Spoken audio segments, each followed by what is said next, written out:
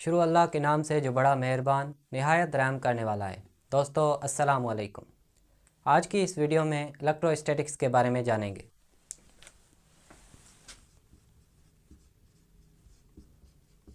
Electrostatics, अब देखो, electro का मतलब है चार्ज और स्टैटिक्स का मतलब है रेस्ट। तो इसकी डेफिनेशन क्या है? Study of charge, study of charges which are at rest। इसकी डेफिनेशन क्या है? डेफिनेशन है कि स्टडी ऑफ चार्जेस, चार्जेस के बारे में पढ़ना। चार्जेस कौन सी? जो चार्जेस रेस्ट में है, मतलब उन चार्जेस के बारे में पढ़ना जो चार्जेस रेस्ट में है। अब चार्जेस क्या होती है? What are charges?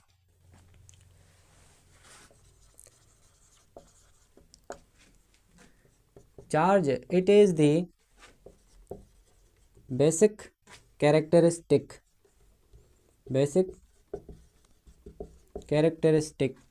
of matter which cause electric processes।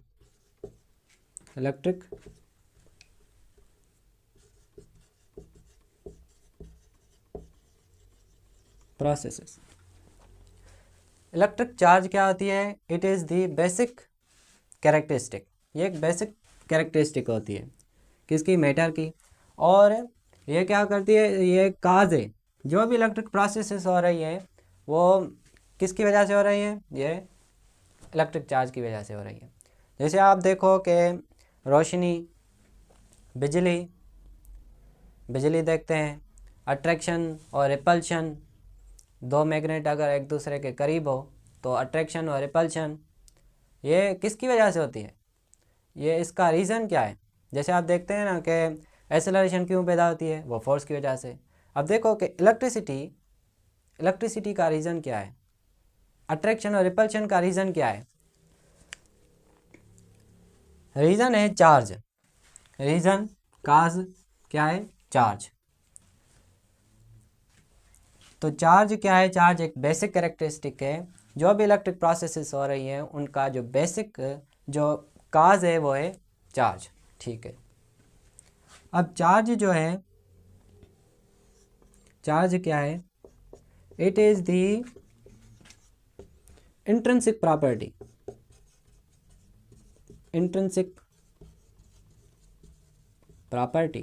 Of matter. It is the intrinsic property of matter. Charge एक इंट्रिंसिक प्रॉपर्टी है। इंट्रिंसिक का मतलब होता है नेचुरल। इसका मतलब होता है नेचुरल, मतलब नेचुरल प्रॉपर्टी। चार्ज क्या है? चार्ज एक नेचुरल प्रॉपर्टी है ऑफ मैटर। जैसे आप देखें कि जो शुगर है, शुगर की टेस्ट क्या होती है? आप बताओ। शुगर की टेस्ट होती है स्वीट। अब देखो कि ये एक शुगर की नेचुरल प्रॉपर्टी है। हर चीज़ की अपनी अपनी प्रॉपर्टी होती है। जैसे लेमन की सोर, ये इसकी टेस्ट है, मतलब ये इसकी प्रॉपर्टी है। ऐसे ही जो प्रोटॉन है, प्रोटॉन पर कौन सी चार्ज होती है? पॉजिटिव। इलेक्ट्रॉन पर कौन सी चार्ज होती है? नेगेटिव।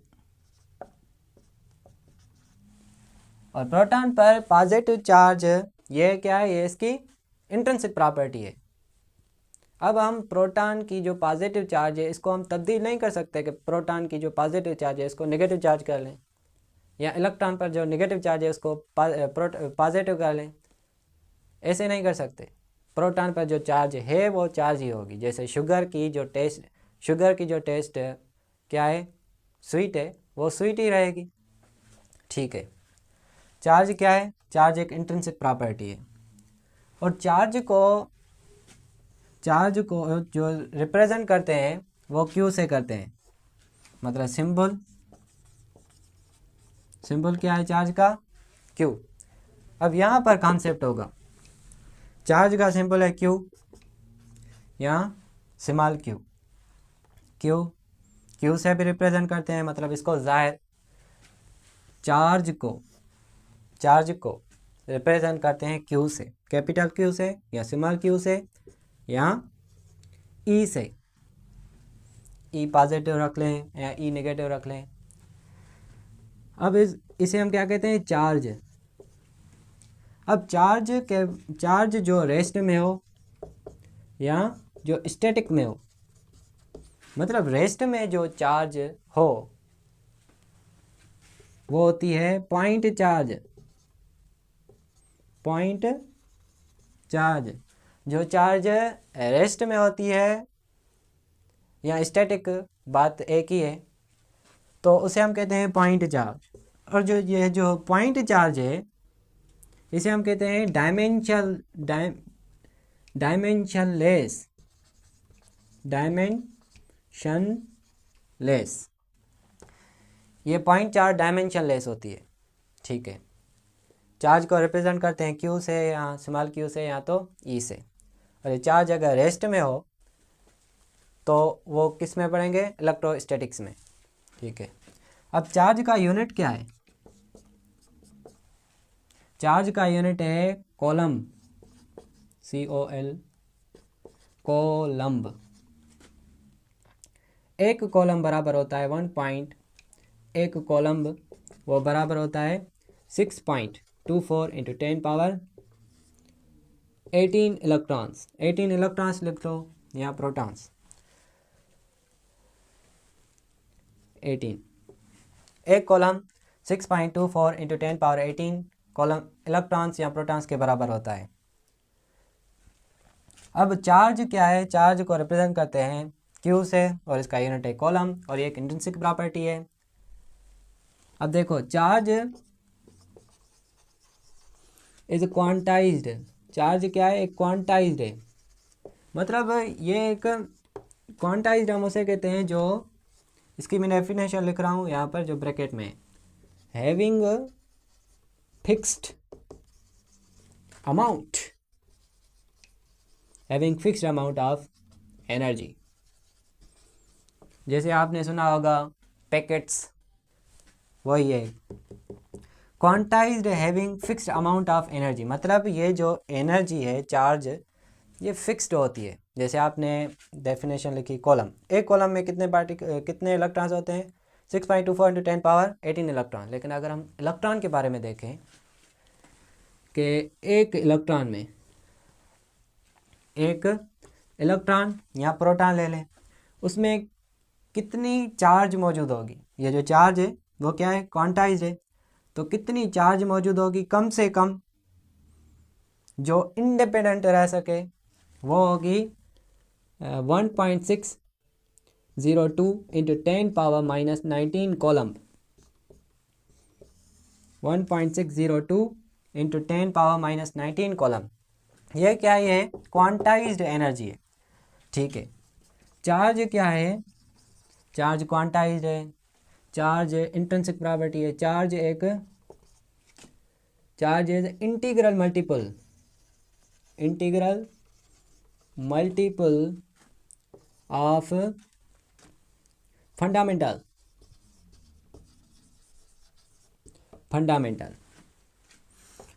पार्टिकल के इंटीग्रल मल्टीपल है फंडामेंटल चार्ज के। अब कैसे इंटीग्रल मल्टीपल हम उसे कहते हैं, इंटीग्रल मतलब इंटीजर में जो नंबर होते हैं,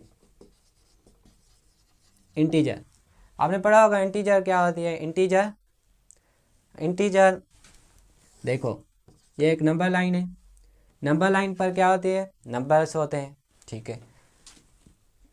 right side positive 1 + 2 + 3 + 4 and so on, -1 -2 -3 and so on. अब इलेक्ट्रॉन्स जो है, ये जो चार्ज है, चार्ज या तो +1 होगी या तो -1 होगी, या तो +2 होगी या तो +-2 होगी। ऐसे नहीं कह सकते कि 1/2, मतलब फ्रैक्शन में हम नहीं कह सकते। चार्ज हमेशा क्या होगी, इंटीग्रल मल्टीपल होगी, 1/2 नहीं हो सकती, 1 हो सकती है, 2। मतलब इलेक्ट्रॉन जो है वो हम इंटीजर में शेयर कर सकते हैं, फ्रैक्शन में नहीं शेयर कर सकते। ठीक है, चार्ज क्या है, चार्ज एक इंटीग्रल मल्टीपल है। अब उसका फार्मूला होता है Q is equal to n e. इसको समझते हैं, मैं इसको मिटाता हूँ।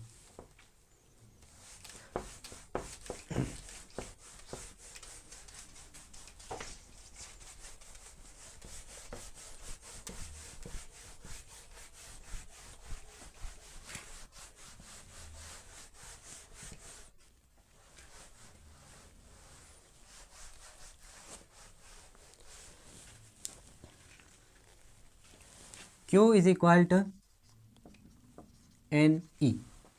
Q is equal to n e. Q का मतलब है चार्ज,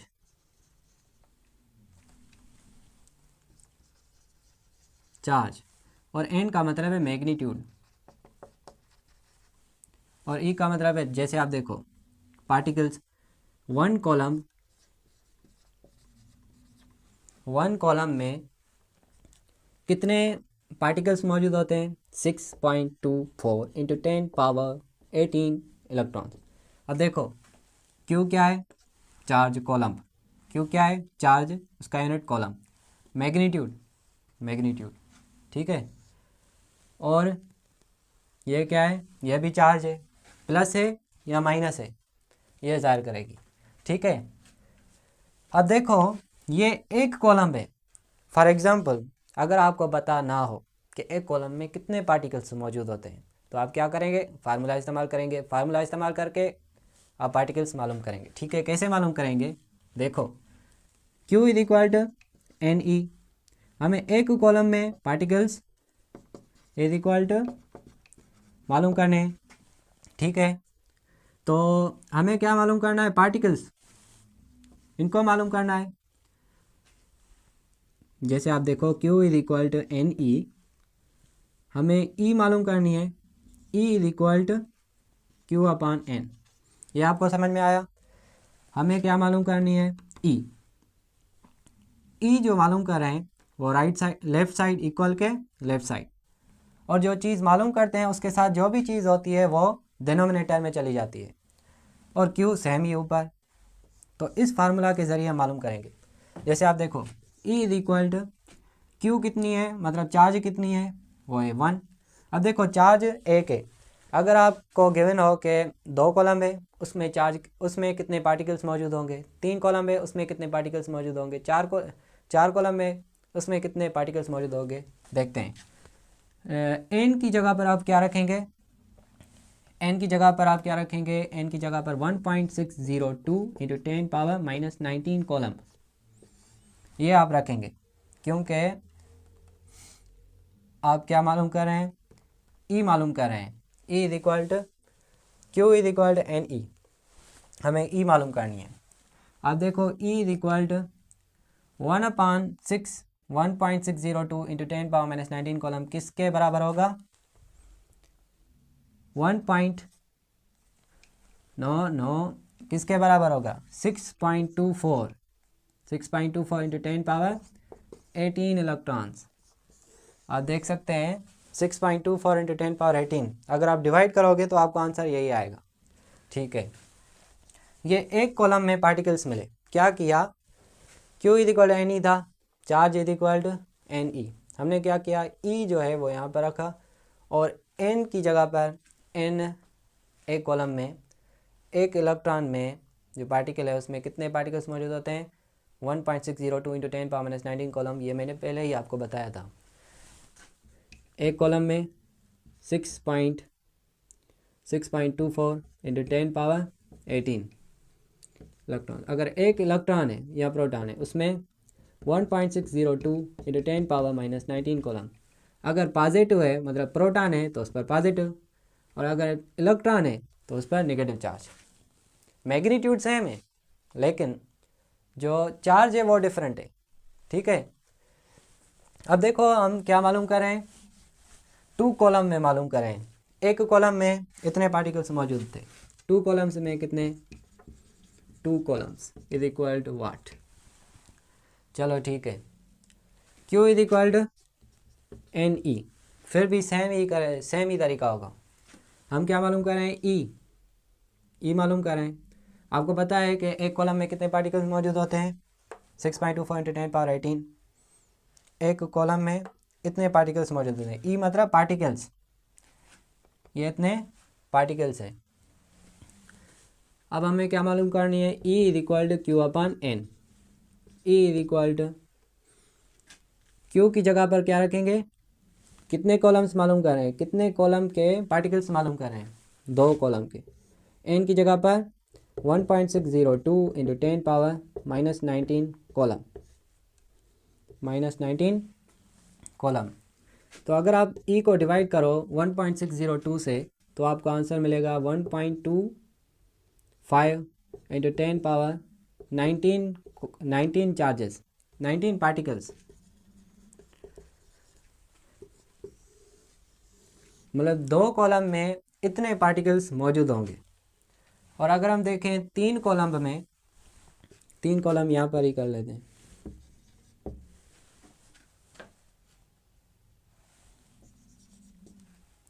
अब 3 कॉलम करते हैं,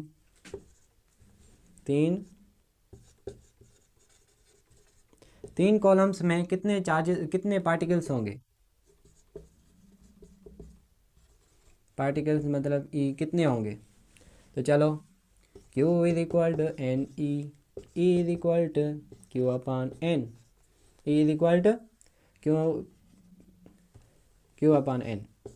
ठीक है, e is equal to q की जगह पर क्या रखेंगे, क्यू की जगह पर 3 अपॉन एन की जगह पर 1.602 × 10⁻−19 कॉलम।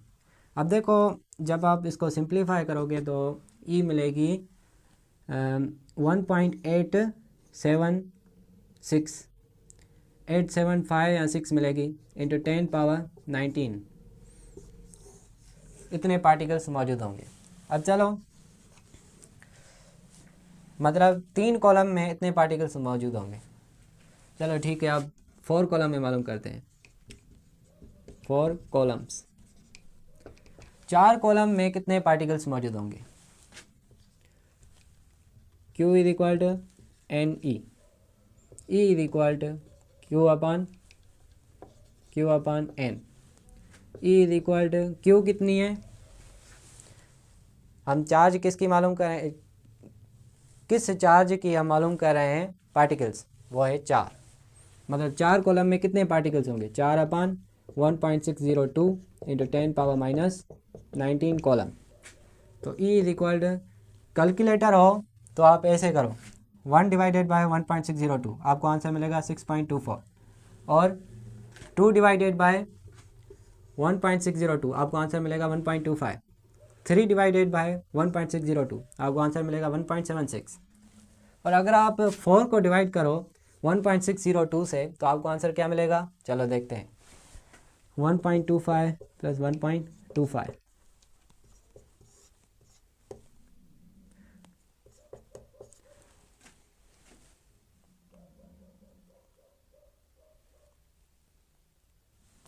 2.5 2.5 मिलेगा। 1.25 कहाँ है, 1.25 2.5 × 10⁻18 अब इसको श्योर कर लेना, कैलकुलेटर पर इसको डिवाइड करना, 4 को डिवाइड करना 1.602 से, तो आपको जो भी पार्टिकल्स मिले वो क्या होंगे, 4 कॉलम में उतने पार्टिकल्स होंगे। तो ये क्या है, ये Q इज इक्वल एन, ये मतलब चार्ज में कितने पार्टिकल्स मौजूद होते हैं।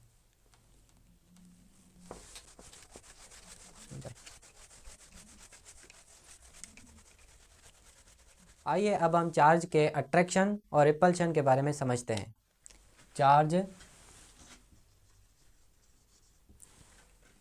2 किस्म की होती है, एक होती है पॉजिटिव और दूसरी होती है नेगेटिव।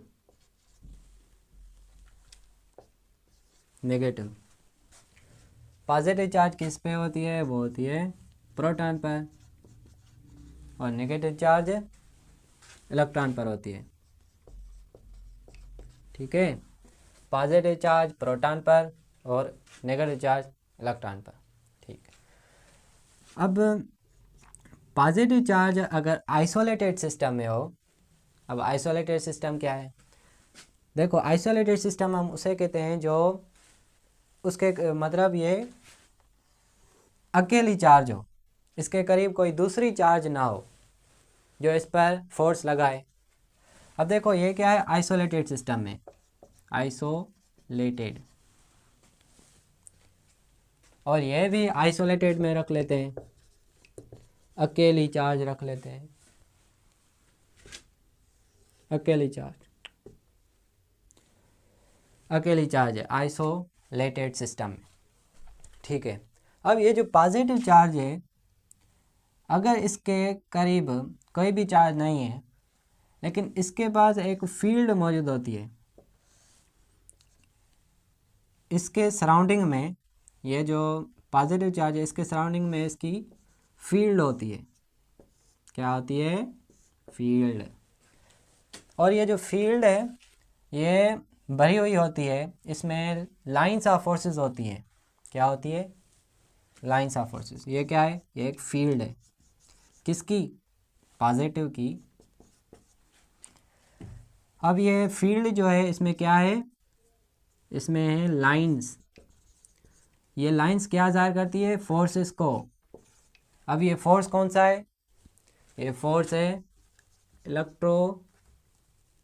इलेक्ट्रोस्टैटिक फोर्स,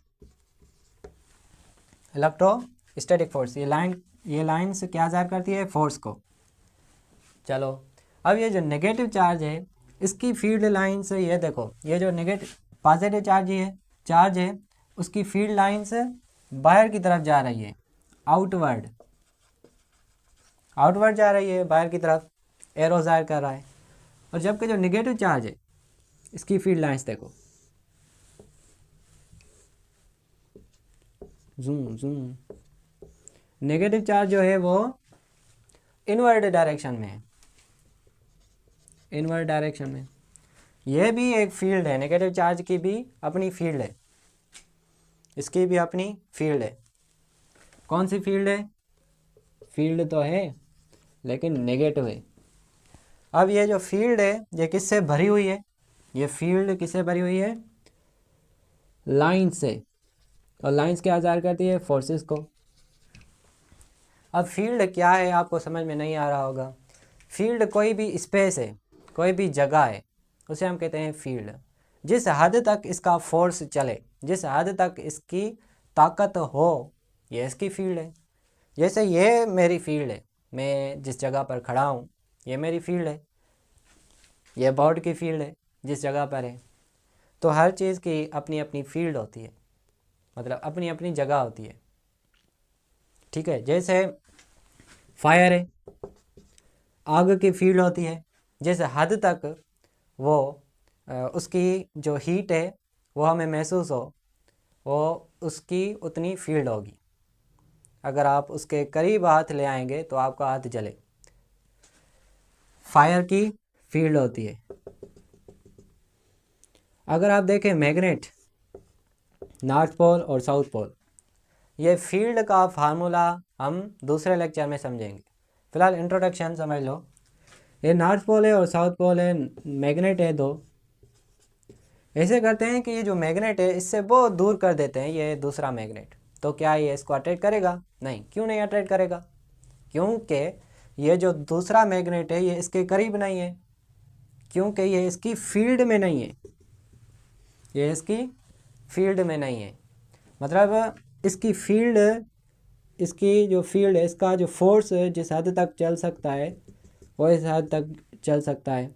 लेकिन अगर ये मैग्नेट इससे बाहर होगा, इस फील्ड से बाहर होगा, तो ये इसको ना अट्रैक्ट करेगा ना ही रिपेल करेगा। लेकिन अगर ये मैग्नेट इसके करीब आ जाए, नॉर्थ पोल और साउथ पोल, तो ये क्या करेंगे, एक दूसरे को अट्रैक्ट करेंगे, एक दूसरे को अट्रैक्ट करेंगे, क्योंकि ये अब इसकी फील्ड में आ गया।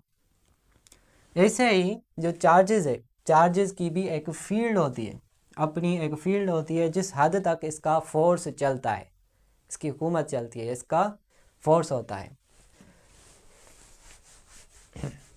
अब ये फील्ड पॉजिटिव और नेगेटिव, ये जो फील्ड है, फील्ड लाइंस आप देख रहे हैं, ये क्या होती है, lines never cut each other, cut each other. ये जो फील्ड लाइंस है एक दूसरे को कट नहीं करेंगी, एक दूसरे को इंटरसेक्ट नहीं करेंगी। जैसे आप देखें ये जो फील्ड है ऐसे एक दूसरे से नहीं मिलेंगे। कितनी लाइंस मौजूद होती है, आप ज़रा सोचो तो सही, इसमें कितनी लाइंस होगी। अब ये लाइंस एक दूसरे से नहीं मिलेंगी, लाइंस एक दूसरे से नहीं मिलेंगी। ऐसे ही जो ज़मीन है, ज़मीन, ग्रेविटी आपने सुना होगा, ग्रेविटी क्लास 9 का 6th चैप्टर होगा, आपने पढ़ा होगा। अब ग्रेविटी, इसका एक ज़मीन का एक फोर्स होता है जिसे हम कहते हैं ग्रेविटेशनल फोर्स। अब ज़मीन की एक फील्ड होती है, ज़मीन की फील्ड होती है, और ये जो ज़मीन का जो फोर्स है ग्रेविटेशनल फोर्स, सिर्फ ही सिर्फ अट्रैक्टिव फोर्स है, इसे हम कहते हैं सेंट्रल फोर्स। जबकि ये जो फोर्सेस है ये अट्रैक्टिव भी है और रिपल्सिव भी है। अब मैं आपको बताता हूँ, पहले ये समझो फील्ड क्या है। ये ज़मीन है, ज़मीन भी कुछ हद तक कुछ ऑब्जेक्ट्स को अट्रैक्ट कर सकती है, कोई भी ऑब्जेक्ट है, लार्ज हो स्मॉल हो, उनको अट्रैक्ट कर सकती है।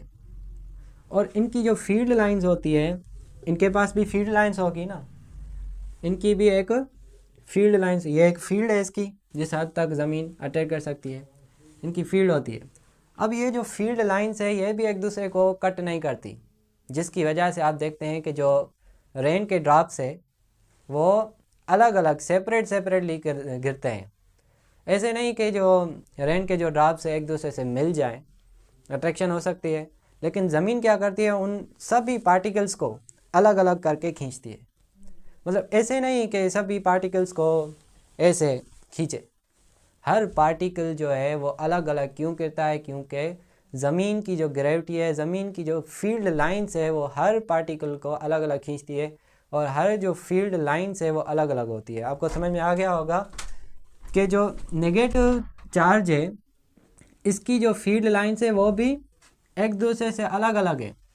मतलब ये जो फील्ड लाइंस है एक दूसरे से कट नहीं करेंगी। तो ज़मीन की भी फील्ड है।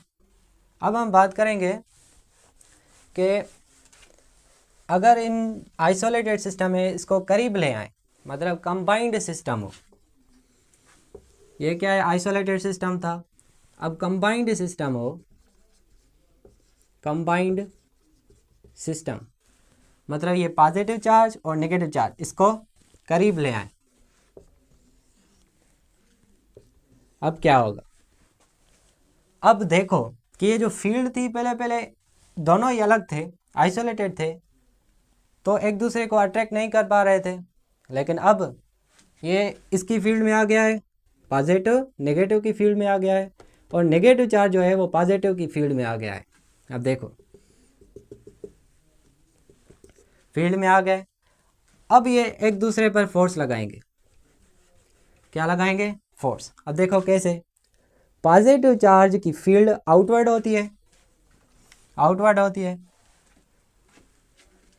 देखो पॉजिटिव फील्ड आउटवर्ड, जो भी फील्ड लाइंस होगी वो सभी आउटवर्ड होगी। अब नेगेटिव की फील्ड लाइंस इनवर्ड होगी, मतलब जैसे ज़मीन जो है वो अपने आप की तरफ खींचती है, ऐसे ही जो नेगेटिव चार्ज है वो क्या करेगी, अपने आप की तरफ खींचेगी, और ये पॉजिटिव ऐसे, ठीक है। अब क्या होगा कि ये क्या करेगा, नेगेटिव चार्ज इसको ऐसे खींचेगा इधर, और ये इसके करीब आएगा, क्योंकि ये फील्ड लाइन से आगे फोर्स लगाएगी, और ये इसको ऐसे खींचेगा। तो इसकी वजह से यहाँ पर इलेक्ट्रिक फील्ड स्ट्रांग होगी और यहाँ पर वीक होगी, तो एक दूसरे को क्या करेंगे, अट्रैक्ट करेंगे, एक दूसरे को अट्रैक्ट करेंगे। अब अगर आप देखो कि पॉजिटिव और नेगेटिव मतलब डिसिमिलर चार्जेस हैं, डिसिमिलर चार्जेस एक दूसरे को अट्रैक्ट करेंगे, डिसिमिलर। ये डुफे ने कहा था, जो साइंटिस्ट था, पूरा नाम याद नहीं आ रहा, डुफे ने कहा था कि चार्जेस जो है वो अट्रैक्ट या रिपेल करते हैं। उसके बाद बेंजामिन फ्रैंकलिन, उसने कहा कि अगर डिस्टेंस करीब हो, मतलब कम हो, मतलब फॉर एग्जांपल दो चार्ज है, वो एक दूसरे से बिल्कुल करीब है, तो वो एक दूसरे को ज़्यादा स्ट्रांगली एक दूसरे को खींचेंगे। अगर ये जो दो चार्जेस है एक दूसरे से करीब होंगे तो ये एक दूसरे पर ज़्यादा फोर्स लगाएंगे, लेकिन अगर ये एक दूसरे से दूर हैं तो उनका फोर्स भी कम होगा। Benjamin Franklin. ठीक है। अब पॉजिटिव और पॉजिटिव सिमिलर चार्जेस होंगी तो रिपेल करेंगी, डिसिमिलर चार्ज जैसे पॉजिटिव और नेगेटिव तो वो क्या करेंगी, अट्रैक्ट करेंगी। अब पॉजिटिव की बना लेते हैं, पॉजिटिव और पॉजिटिव। देखो पॉजिटिव फील्ड लाइंस बाहर है, इसकी भी बाहर है, यह भी बाहर है, यह भी बाहर। अब जैसे ये फील्ड लाइन, जैसे देखो ये सभी बाहर जा रही है, लेकिन ये फील्ड लाइंस क्या होगी, ये कर्व हो जाएंगी, ये कर्व हो जाएंगी और एक दूसरे पर फोर्स लगाएंगी तो आहिस्ता आहिस्ता दूर होती जाएंगी। लेकिन जबकि ये क्या कर रही थी, ये अपने आप की तरफ खींच रही थी। फॉर एग्जांपल ये मार्कर है, ये पॉजिटिव है और ये नेगेटिव ने क्या किया, इससे लिया और इसने दिया, पॉजिटिव ने दिया और नेगेटिव ने लिया, मतलब ये एक दूसरे को खींचेंगे। ठीक है। तो चार्ज जो है वो एक दूसरे पर फोर्स लगाते हैं, वो होता है इलेक्ट्रोस्टैटिक फोर्स। इलेक्ट्रोस्टैटिक फोर्स की वजह से अट्रैक्शन और रिपल्शन होती है, अट्रैक्शन और रिपल्शन। अब इसके अलावा ये भी समझ लो कि इलेक्ट्रिसिटी मतलब इलेक्ट्रिक करंट कैसे पैदा होता है, इसको नोट कर लो। इलेक्ट्रिक करंट कैसे पैदा होता है, आपको पता होगा कि फ्लो ऑफ चार्ज। ठीक है, flow of charge is called current, लेकिन कैसे? Flow of charge for example ये एटम है, ये भी एटम है, मतलब बहुत सारे एटम्स हैं। ठीक है, इनको मैंने इलेक्ट्रॉन्स दिए, इलेक्ट्रॉन्स ले लो। ठीक है, इलेक्ट्रॉन्स ले लिए। अब हम क्या करते हैं कि मैं इसको हीट देता हूँ, मतलब इलेक्ट्रॉन्स देता हूँ, इलेक्ट्रॉन एक देता हूँ। अब ये इलेक्ट्रॉन जैसे इसके करीब आएगा, मैंने आपको बताया कि इलेक्ट्रॉन जब करीब आते हैं एक दूसरे के करीब आते हैं तो क्या करते हैं, एक दूसरे पर फोर्स लगाते हैं। जैसे ये फोर्स लगाएंगे तो देखो कि इलेक्ट्रॉन और इलेक्ट्रॉन सिमिलर चार्जेस क्या करेंगी, रिपेल करेंगी, एक दूसरे से दूर भागेंगी। तो जैसे ये इसके करीब आएगा तो ये जो इलेक्ट्रॉन है इससे बाहर निकल जाएगा, ये इसके करीब, और ये इलेक्ट्रॉन जो इसमें मौजूद था ये बाहर निकल गया और इलेक्ट्रॉन इसमें दाखिल हो गया। अब ये जो इलेक्ट्रॉन इस एटम से बाहर निकला वो इलेक्ट्रॉन दूसरे एटम के करीब जाएगा। जैसे इसके करीब जाएगा तो ये इलेक्ट्रॉन इसके बीच में रिपल्शन होगी। क्या होगी? रिपल्शन की वजह से ये इलेक्ट्रॉन इससे निकल जाएगा और ये इसमें दाखिल हो जाएगा। ऐसे जो इलेक्ट्रॉन है ये रिपल्शन होती जाएगी, मतलब इलेक्ट्रॉन फ्लो करेगा। इलेक्ट्रॉन फ्लो क्यों करता है? क्योंकि रिपल्शन की वजह से। रिपल्शन किसकी? इलेक्ट्रॉन की। इलेक्ट्रॉन की रिपल्शन की वजह से जो है इलेक्ट्रॉन क्या करता रहता है, फ्लो करता रहता है, तो इलेक्ट्रिक करंट पैदा होता है। अब ये देखो कि ये जो इलेक्ट्रॉन फ्लो करता है वो है गुड कंडक्टर, मतलब कंडक्टर है। एक होता है कंडक्टर जिसे हम कहते हैं मेटल, और दूसरा होता है नॉन मेटल जिसे हम कहते हैं बेड कंडक्टर, नॉन मेटल। और तीसरा होता है इसको हम लिख लेते हैं नॉन मेटल मतलब बेड कंडक्टर। ठीक है, तीसरा होता है सेमी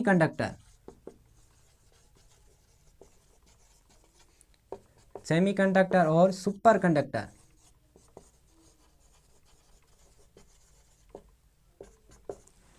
अब देखो जो कंडक्टर है मेटल है वो क्या करता है, हीट को कंडक्ट करता है, हीट को कंडक्ट करता है। यहाँ इलेक्ट्रिसिटी इलेक्ट्रॉन्स को फ्लो करने में मदद करता है। यहाँ मेटल हम उसे कहते हैं जिसके पास फ्री इलेक्ट्रॉन्स मौजूद हो, फ्री इलेक्ट्रॉन्स, जिसके पास फ्री इलेक्ट्रॉन्स मौजूद हो या जो इलेक्ट्रिसिटी या हीट को कंडक्ट करे उसे हम कहेंगे मेटल। जैसे आप देख रहे हैं ये इलेक्ट्रॉन फ्लो कर रहा है क्योंकि ये मेटल है, मतलब जो इलेक्ट्रिसिटी कंडक्ट करे उसे हम कहेंगे मेटल। अब नॉन मेटल देखो जो बेड कंडक्टर हो। अब मेटल के एग्जांपल ले लो, आयरन दो, आयरन है, और आयरन निकल, आयरन निकल, कापर तो है, कापर, बहुत सारे मेटल है। अब देखो नॉन मेटल जैसे रबर, प्लास्टिक, ये क्या है, नॉन मेटल है। इससे हीट जो इलेक्ट्रिसिटी है वो ट्रांसफ़र नहीं हो सकती। अब सेमीकंडक्टर क्या होते हैं ये तो आपको पता होगा, कंडक्टर और नॉन कंडक्टर।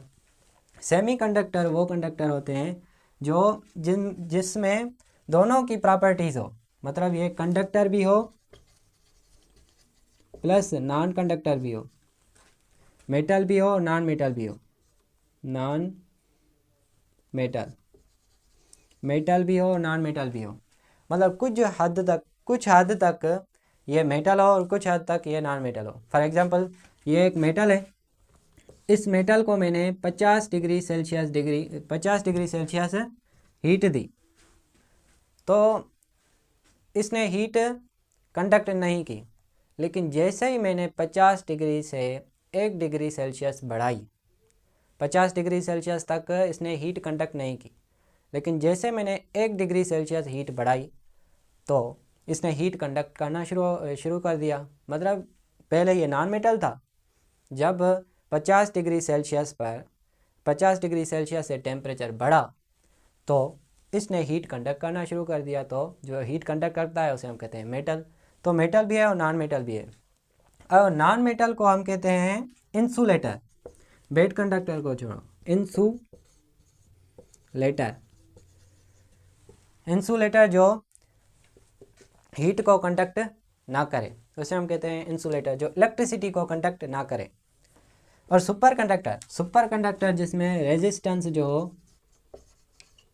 रेजिस्टेंस वो ज़ीरो हो, मतलब जो रुकावट है, इलेक्ट्रॉन जब मूव करता है वायर में तो उसमें रेजिस्टेंस बिल्कुल ज़ीरो। क्या, इलेक्ट्रॉन जब वायर में चलता है तो रेजिस्टेंस बिल्कुल ज़ीरो, रुकावट of electron is called resistance.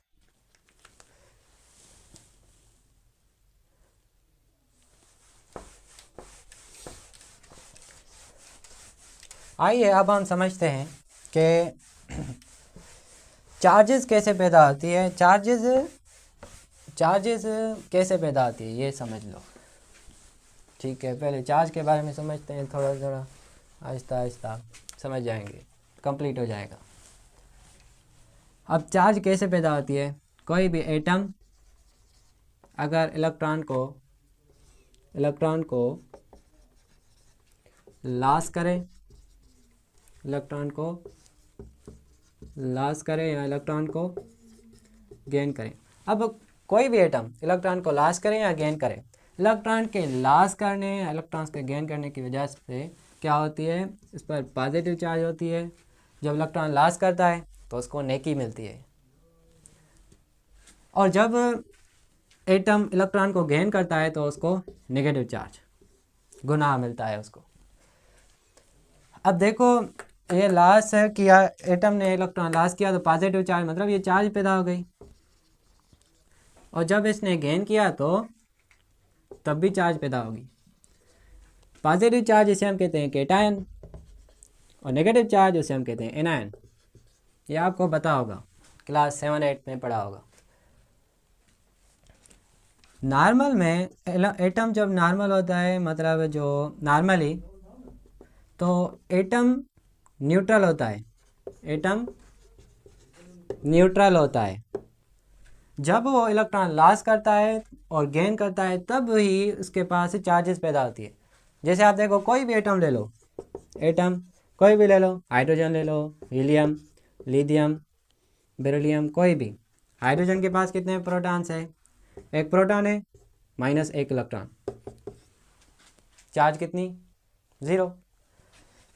Helium 2 proton minus 2 electron, 0। Lithium 3। Oxygen ले लो, 8 प्रोटॉन और 8 इलेक्ट्रॉन, 8 प्रोटॉन और 8, चार्ज कितनी? 0। लेकिन अगर ये इलेक्ट्रॉन लॉस करता है तो देखो प्रोटॉन बढ़ गए, तो इस पर 8 ही प्रोटॉन है लेकिन इलेक्ट्रॉन तो कम हो गए, तो इसकी वजह से इस पर पॉजिटिव चार्ज होगी। जब कोई एटम इलेक्ट्रॉन लॉस करे तो उस पर पॉजिटिव चार्ज। और अगर आप देखो ये ऑक्सीजन है या कोई भी एटम है, अगर वो इलेक्ट्रॉन को गेन करेगा तो उसके पास नेगेटिव चार्ज आ जाएगी। जैसे अगर आप देखो हाइड्रोजन, उसके पास एक प्रोटॉन है और एक इलेक्ट्रॉन है। अब क्या करते हैं, इसको एक इलेक्ट्रॉन दे देते हैं तो इसके पास 2 इलेक्ट्रॉन हो गए, मतलब नेगेटिव चार्ज इलेक्ट्रॉन से जो है वो प्रोटॉन से बढ़ गए, इसकी वजह से इस पर नेगेटिव चार्ज। तो जब इलेक्ट्रॉन गेन करते हैं तो नेगेटिव चार्ज मिलती है, उसे हम कहते हैं एनायन। पॉजिटिव चार्ज और नेगेटिव चार्ज ऐसे पैदा होती है, ठीक है।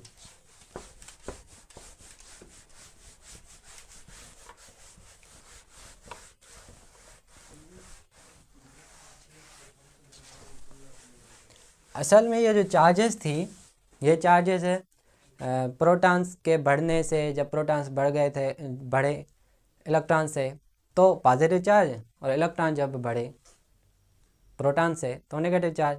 जब प्रोटॉन और इलेक्ट्रॉन बराबर थे तो न्यूट्रल। मतलब चार्ज जिसे हम कहते हैं लॉ, एक टॉपिक है law of conservation of charge. ये क्या कहता है? चार्ज कैन नॉट बी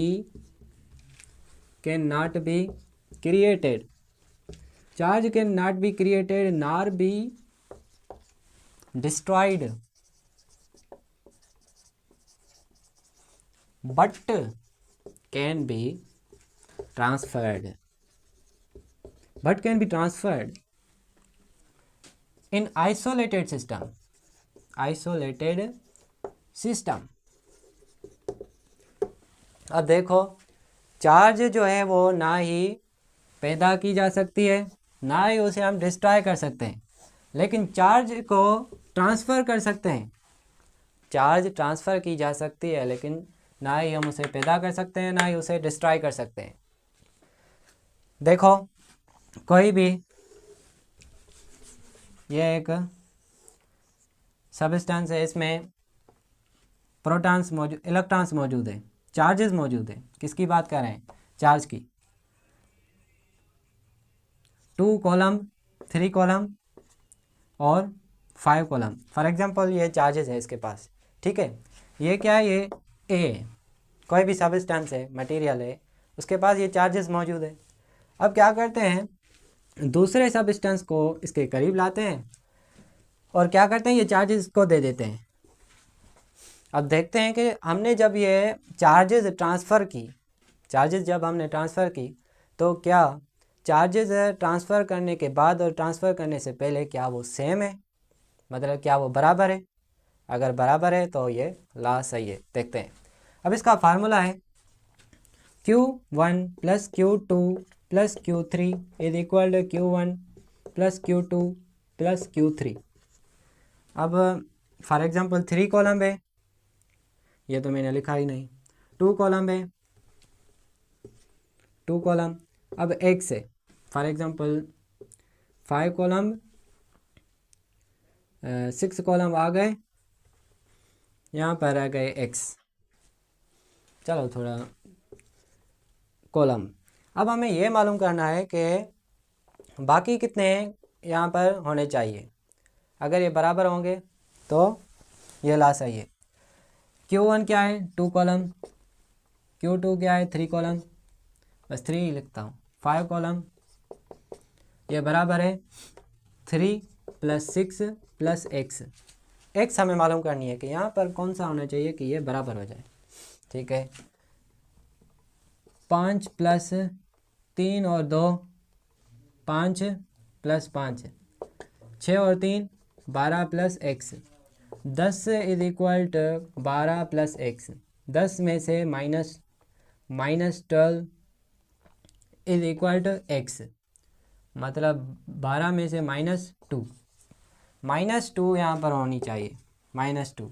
6 और 3 12, 12 में से 2 सब्ट्रैक्ट करें तो 10 आएंगे, 3 और 2 5, 5 + 5 = 10। अरे ये तो बराबर है। तो ये law of conservation of charge कहता है कि चार्ज अगर ट्रांसफ़र करेंगे तब भी हमेशा चार्ज बराबर होगी, और इसे हम क्रिएट भी नहीं कर सकते और डिस्ट्रॉय भी नहीं कर सकते, लेकिन इसको ट्रांसफ़र कर सकते हैं। अब देखो ट्रांसफ़र कैसे करते हैं, मतलब चार्जिंग मेथड जिसे हम कहते हैं इलेक्ट्रिफिकेशन। चार्ज ट्रांसफ़र तो करते हैं, ये ट्रांसफ़र तो हुई, लेकिन कैसे हुई, अब ये समझो।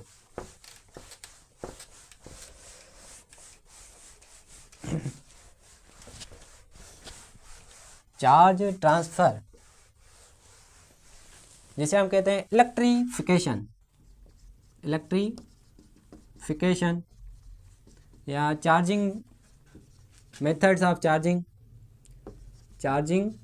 मेथड्स, ये लास्ट टॉपिक है इस लेक्चर का। उसके बाद हम पढ़ेंगे कॉलम्स लॉ, इलेक्ट्रिक फील्ड। अब देखो इलेक्ट्रिफिकेशन चार्जिंग मेथड कौन कौन से हैं, एक है कंडक्शन और दूसरा है फ्रिक्शन और तीसरा है इंडक्शन। कंडक्शन, फ्रिक्शन और इंडक्शन। कंडक्शन क्या है, कंडक्शन एक मेथड है जिसके ज़रिए चार्जेस ट्रांसफ़र होती है, लेकिन वो कैसे, अगर दो सब्सटेंसेस कांटेक्ट में हो तो चार्जेस ट्रांसफ़र हो जाएगी, और उस ट्रांसफेरेंस की वजह से अट्रैक्शन या रिपल्शन होगी। समझ में नहीं आ रहा तो समझो। जैसे आप देखो कि ये एक सब्सटेंस है, कोई भी मटेरियल है या मेटल है, क्या है, मेटल ए, ऐसे नाम लिखूं अजीब लग रहा है, इसीलिए बस इसको कहते हैं ए, और इसे हम कहते हैं बी, यह भी एक सब्सटेंस है, मेटल है। ठीक है, अब इसके पास बहुत सारे नेगेटिव चार्जेस है, नेगेटिव चार्जेस नज़र आ रही है, तो क्या इसमें पॉजिटिव चार्ज नहीं होगी, इसमें पॉजिटिव चार्जेस भी मौजूद हैं, लेकिन जो नेगेटिव चार्जेस हैं वो ज़्यादा है, इसीलिए ये नेगेटिव चार्जेस नज़र आ रही है। ठीक है, अब इसके पास पॉजिटिव और नेगेटिव मौजूद हैं, लेकिन ये बराबर है तो ये नज़र ही नहीं आएंगे। ठीक है, अब देखो क्या करते हैं, ये जो ए सब्सटेंस है, ए मेटल है, ये इसके करीब ले आते हैं। जैसे ये करीब ले आएंगे तो इसकी जो नेगेटिव चार्जेस हैं, ए बॉडी को नहीं, बी बॉडी को इसके करीब ले आते हैं, बी बॉडी को इसके करीब ले आए, ये जो नेगेटिव चार्जेस हैं ये इसमें ट्रांसफ़र होना शुरू हो जाएंगी, लेकिन याद रहे ये सभी ट्रांसफ़र नहीं होगी, कुछ ट्रांसफ़र होगी। तो इसमें भी नेगेटिव चार्ज और इसमें भी नेगेटिव चार्ज आ जाएंगी, मतलब दोनों ही नेगेटिवली चार्ज हो जाएंगे। तो आपको याद है similar charges repel each other, तो ये क्या करेंगे, एक दूसरे को रिपेल करना शुरू हो जाएंगे, इसे हम कहते हैं कंडक्शन। उसके बाद है फ्रिक्शन, ये एक सब्सटेंस है, ये दूसरा सब्सटेंस है, अगर दो ही सब्सटेंस, इन दोनों सब्सटेंस को क्या करें, एक दूसरे को रब करें, इन दोनों सब्सटेंस को एक दूसरे से रब करें, रबिंग की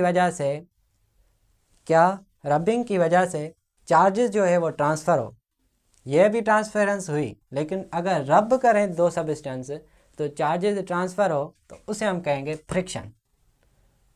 अब इंडक्शन क्या है? इंडक्शन में नो कांटेक्ट होता है, कांटेक्ट नहीं होता। कांटेक्ट नहीं होता तो चार्जेस कैसे ट्रांसफ़र होती है? यही तो फंडा है। जैसे आप देखो कि अगर आप एक बिरयानी वाले शॉप पर जाते हैं तो आपके मुंह में पानी आ जाता है, जबकि आपने बिरयानी खाई भी नहीं। तो कैसे? अगर आपका फेवरेट फूड हो तो अगर आपके करीब लाया जाए तो आपके मुंह में पानी आ जाता है, जिसे हम कहते हैं सैलिवा। ये क्यों? अगर आपके करीब बिरयानी लाई जाए, अगर आपने उसको हाथ भी नहीं लगाया और उसको आपको दिखाया जाए, आपके मुंह में पानी आ जाता है। ऐसे ही अगर आप बैठे हैं तो मैं आपके करीब एक इलेक्ट्रिक वायर जो ओपन हो और अगर आपके करीब ले आऊं जिसमें करंट फ्लो कर रहा हो, इलेक्ट्रॉन्स फ्लो कर रहे हो, करंट हो, तो आप क्या करेंगे? डर के भाग जाएंगे।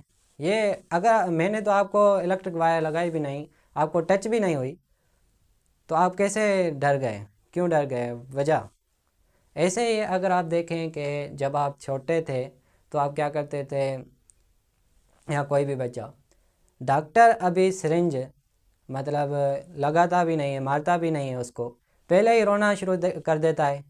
वजह ऐसे ही जो मेटल्स हैं उसमें भी कुछ इस तरह होता है, कुछ इस तरह होता है। जैसे आप देखो कि ये एक सबस्टेंस है, नो कांटेक्ट, याद रख लो, ये एक सबस्टेंस है, ए सबस्टेंस है और बी सबस्टेंस है। बनाओ तो सही। अब ए सबस्टेंस जो है इसके पास पॉजिटिव भी है और नेगेटिव भी है। अच्छा, पॉजिटिव भी है और नेगेटिव भी है। और बी सबस्टेंसेस बेचारा गरीब, कुछ भी नहीं है इसके पास। अब मैं क्या करता हूँ, कोई दूसरा सबस्टेंस मेटल ले आता हूँ, सी। अब इसके पास क्या होती है? नेगेटिव चार्जेस होती है। जैसे ही ये नेगेटिव चार्ज इसके करीब ले आता हूँ, मैंने इसको टच नहीं किया, मैं सिर्फ इसके करीब ले आता हूँ, तो ये नेगेटिव चार्जेस ये तो एक दूसरे को अट्रैक्ट करेंगे, पॉजिटिव नेगेटिव, लेकिन ये इलेक्ट्रॉन और इलेक्ट्रॉन इनके बीच में रिपल्शन होगा, इनके बीच में नहीं। इलेक्ट्रॉन और इलेक्ट्रॉन इनके बीच में रिपल्शन होगा। रिपल्शन की वजह से ये जो इलेक्ट्रॉन है बी एटम में चले जाएंगे रिपल्शन की वजह से। तो आप देखें कि इस पर पॉजिटिव चार्ज और इस पर नेगेटिव चार्ज, इसे हम कहते हैं इंडक्शन। तो आज की वीडियो में हमने इलेक्ट्रोस्टैटिक्स के बारे में इंट्रोडक्शन किया। अगर आपको ये लेक्चर अच्छा लगा हो तो लाइक करना, शेयर करना अपने दोस्तों के साथ। सी यू।